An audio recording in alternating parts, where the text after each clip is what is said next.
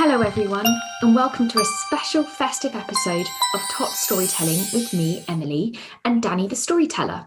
We'll see her in a moment. The story is all about a very famous author whose books are still read today. You may even have copies of them in your house. I will let Dani reveal who it is, but I think you'll enjoy her version of something very surprising that happened to him at Christmas time. See you afterwards, where I will tell you more about the documents. See you soon.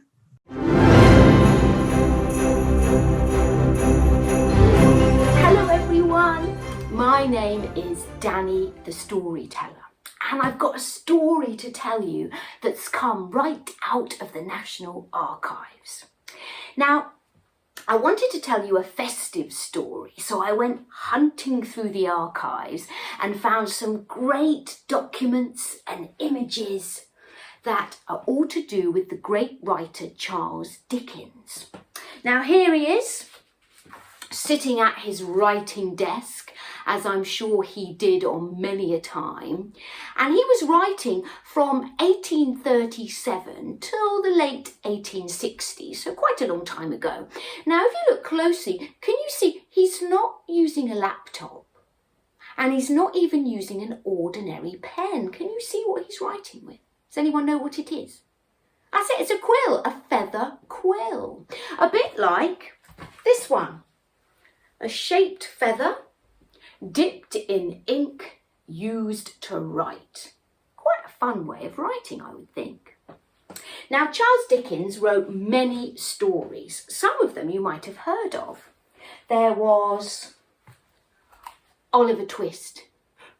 Please, sir, can I have some more? There was Great Expectations.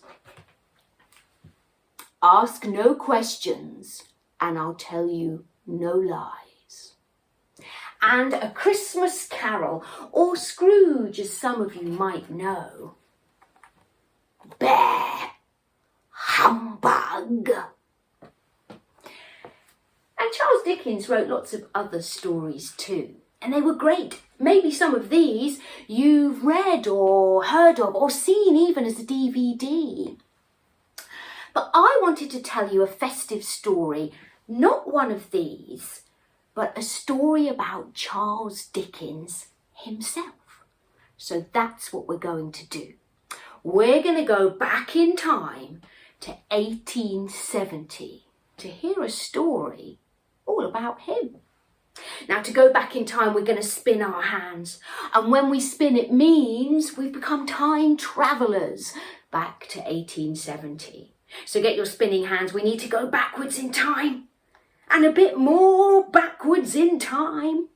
Spin high and low, fast and slow. And then close your eyes and count to 3. 1, 2, 3. Open your eyes. 'Twas a week before Christmas in 1870. And Charles Dickens was thinking about his story of Scrooge and how Scrooge changed his ways and ended up buying an enormous turkey for Bob Cratchit and his family. And Charles Dickens, while sitting at his desk, pondered and thought maybe he would like an enormous turkey for that Christmas. So he set about it. He asked one of his employees, George Dolby, if he could get him one, asking him, George, I'd like an enormous turkey for Christmas.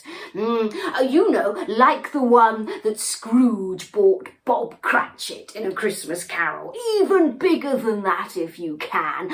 And send it to my house in Gad's Hill in Kent. And it must be there for Christmas Eve.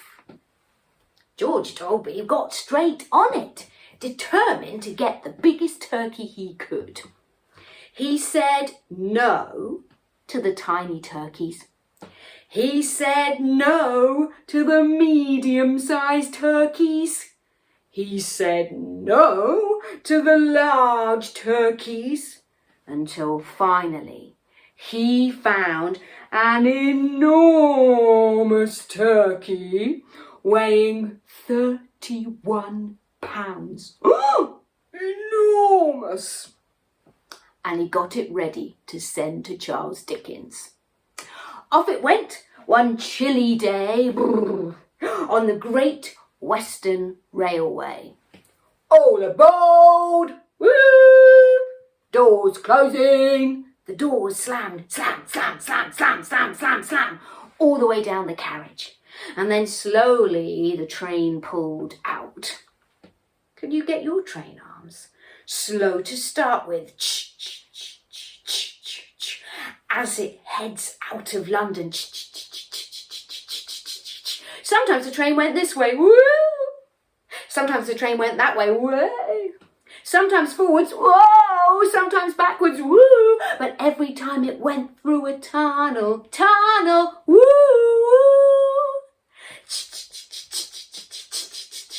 This way, woo! That way, wee! Forwards, whoa! Backwards, way! Ready for the tunnel, woo! Until screech!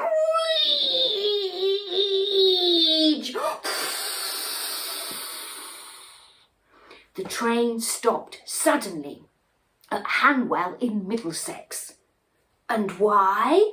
Well, I'll tell you. Fire! Fire on board! Everybody off! Fire! Fire! Fire! A fire had broken out on one of the carriages, and I bet you can guess what was in that carriage. The turkey! The enormous 31-pound turkey. Well, it was cooked too soon. It was well done. It was ruined, and it would never make Charles Dickens's Christmas dinner. Oh. There he sat at home, wondering where his turkey had got to. In fact, he took up his quill and his paper, and he wrote, "Where is my turkey? It has not arrived." Now, George Dolby got the note and sent one back telling him exactly what had happened to his burnt turkey. Now, Charles Dickens, hearing this news, didn't turn into a mean old Scrooge, bah, humbug, and he didn't turn into a bitter Miss Havisham. No, no, no. He saw the funny side, or in his words, he said, "I bore my loss with unbroken humour," which means the same thing. And he didn't have a turkey, but I'm sure he still had a lovely Christmas. And we'd never have found out that story if we hadn't had a newspaper clipping right in the National Archives. Some wonderful things to find. But for now, time for us to leave 1870 and go back to the future. So get your spinning hands.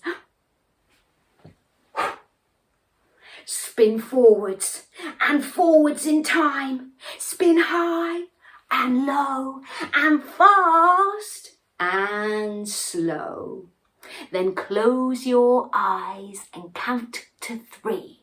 1, 2, 3, and we're back. Back in 2020, in the future. You have been fantastic story listeners, but I bet you could be brilliant storytellers too. I don't think many people know the story of Charles Dickens and his burnt turkey. Maybe you could tell them. Maybe you could even tell them over your Christmas dinner. One more story, just a little one to tell you. Because behind me you'll see all these Victorian Christmas cards. Now there was a man called Henry Cole who was very important for the National Archives. You may have seen me tell that story before. He was the man who found a dead rat inside some important documents and they'd been eaten. He took the dead rat down to Parliament and demanded that a proper place be made for important documents. And that's why places as the National Archives were created. Now, Henry Cole also has a very important Christmas job. He was the first person in this country to start Christmas cards.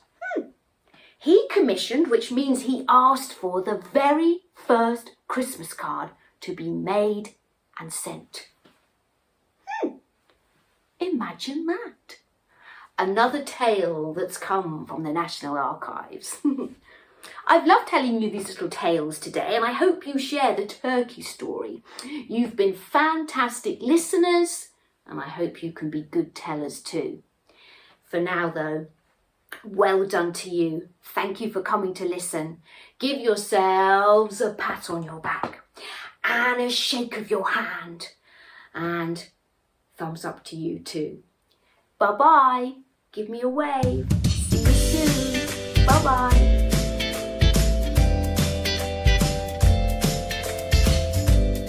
Hi again. How did you enjoy finding out all about the story of Charles Dickens's Christmas turkey? It was cooked a bit too soon, wasn't it? Dani mentioned that we have documents about this event at the National Archives. These documents are called newspaper clippings, which are just stories which have been cut out from a newspaper. I'd like to show you one of the newspaper clippings now. So here we go. We know from Dani's story that the turkey event happened back in 1869, which was to be Dickens's last Christmas as he died in 1870. But if we look closely at the document, we can see that it is dated December the 21st, 1923. That is 54 years after the event. I'm not sure who wrote this article, so I'll have to check when I'm back in the archives. But they write that the Great Western Railway sent me a photograph of a letter written by Charles Dickens 54 years ago when he lost his Christmas turkey. The author then goes on to tell the story of what happened, which we know really well after Dani's story. And the author must have thought that it was such a funny thing to have happened that they wanted to tell more people about it. Unfortunately, we don't have the real letter that is mentioned in the clipping, but I have done some research for you.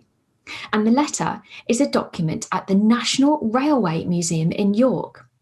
And I can show you an image of it now, as it really is so exciting to see. The document is a reply to a letter that was sent by a worker of the Great Western Railway apologising to Dickens about the event. And Dickens wrote back in February 1870 saying, "I beg to say that I have no doubt my Christmas fair was destroyed by an unavoidable accident, and that I bore the loss with unbroken good humour towards the Great Western Railway Company. Faithfully yours, Charles Dickens." It means that Dickens was not angry about his turkey being destroyed in a fire, as it was just an accident.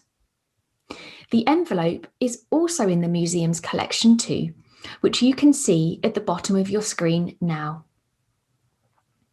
The story of Dickens's turkey being burnt may be something that we all recognise in the busyness of the festive period.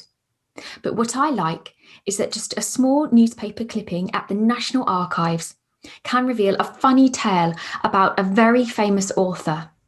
And it leads also to finding out more about different collections around the country.